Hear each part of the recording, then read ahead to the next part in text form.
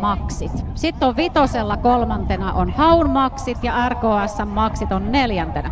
Ja kentällä 4, Minna Jokinen ja Jade Nolla tulos. Ja kyseessähän on Hakunilan seudun koiraharrastajien minijoukkue, jossa seuraavaksi on lähdössä... Otavinski, arvaa mitä? Einari Pekkala haluaa radalle, eiköhän me lasketa se.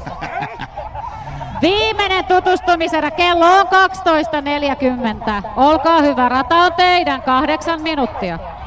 Eli Hakunilan seudun koiraharrastajista ensimmäinen koirakko on jo mennyt, hieno 0 tulos. Kakkosena vauhdissa Max ja Aulikki Korhonen. Kolmantena... Ja Minna Martimo jatkaa. Tämä siis seura, joka lähti todellakin 5. karsintojen jälkeen, edustaa siis rotuyhdistystä. Eli tässä on Border Collieiden ja Australian kelpeiden rotuyhdistys. Ja tällä joukkueella oli pohjalla vitonen tuolta karsintaradalta. Okei, Minna Martimo ja Bang nimittäin lähti nyt kakkosena radalle tätä mun mielestä aika haastavaa rataa suorittaa.